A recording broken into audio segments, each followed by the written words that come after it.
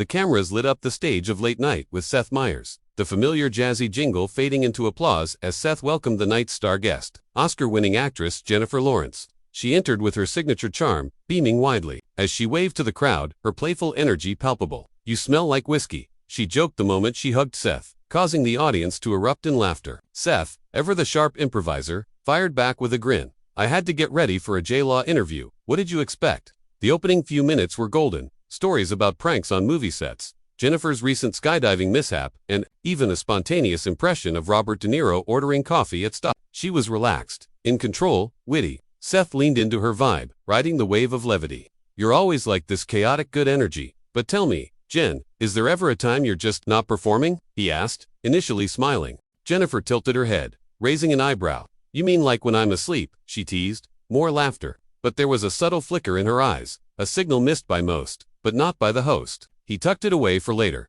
Seth pivoted smoothly to a pre-approved talking point about Jennifer's latest film, a gritty political thriller with feminist undertones. They bantered about method acting, and she shared an amusing anecdote about staying in character during a grocery run. "Imagine a CIA agent buying avocados," she quipped, but then Seth's tone subtly shifted. "It's interesting," he began, "how you've taken on roles with such serious themes, corruption, abuse of power, and yet, in real life, you've caught flack for not speaking out sooner about some of these issues in the industry." The air in the room changed slightly. Jennifer's smile faltered for just a heartbeat. She adjusted in her seat, laughed uncomfortably. "Wow, okay, we're going there," she said, voice still light but eyes now guarded. Seth gave a theatrical shrug. "I mean, it's something people wonder about. You're a powerful voice now, but some say it took you too long." Jennifer crossed her legs tightly and exhaled. "Yeah, some people also think the earth is flat. Doesn't mean they're right." The tension was undeniable now. The audience, sensing the change, offered a few tentative laughs before quieting. Jennifer leaned forward, her voice losing its earlier bounce. "Look, I've said this before. I was navigating an industry run by powerful men, often for their benefit. Speaking out isn't easy when your livelihood is on the line." Seth nodded, but pressed further. "But don't you think your silence might have enabled some of those systems to persist longer?" There it was, the baited hook. Jennifer blinked, visibly taken aback.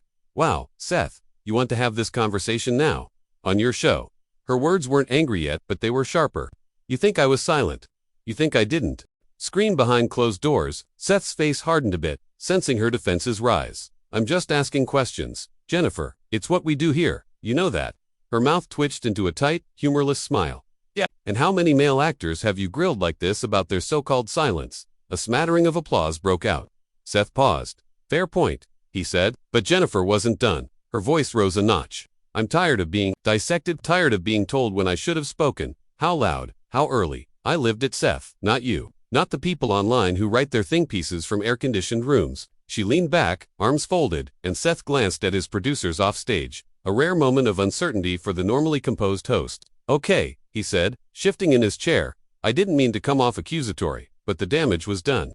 Jennifer's guard was up, and she wasn't about to lower it. It's easy to sit there and play devil's advocate when you're not the one who had to smile at your abuser on a red carpet. "Do you even know what that's like?" Seth looked momentarily stunned. "No," he admitted, "I don't." She nodded curtly. "Exactly." The tension thickened, electric, uncomfortable, real. The studio audience was now completely silent, save for an occasional awkward cough or shuffle.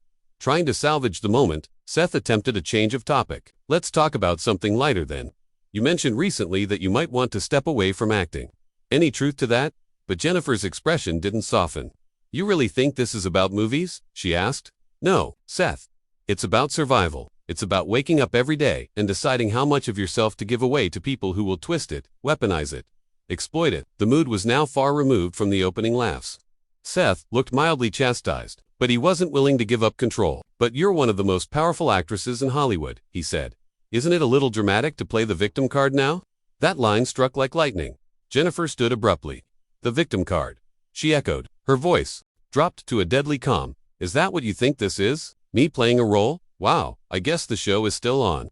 The audience gasped, a few even booed. Seth raised his hands, trying to de-escalate. "I didn't mean it like that, this isn't usually how our interviews go." Jennifer stepped toward the edge of the set, mic still clipped to her jacket. "Maybe that's the problem. Maybe your show's too used to cute sound bites and not enough truth." A producer scrambled behind the camera, whispering into a headset. Seth rose, unsure whether to follow or let her go. "Jennifer, "Can we talk about this off air?" he asked. She turned, fire in her eyes. "You had your chance to talk on air. You wanted Viro, you got it." And with that, she strode off stage, her heels echoing loudly as the camera struggled to cut to commercial. The stunned silence was more deafening than any applause. When the show returned from break, Seth sat alone, his expression unreadable. "Well," he said into the camera, "that was unexpected.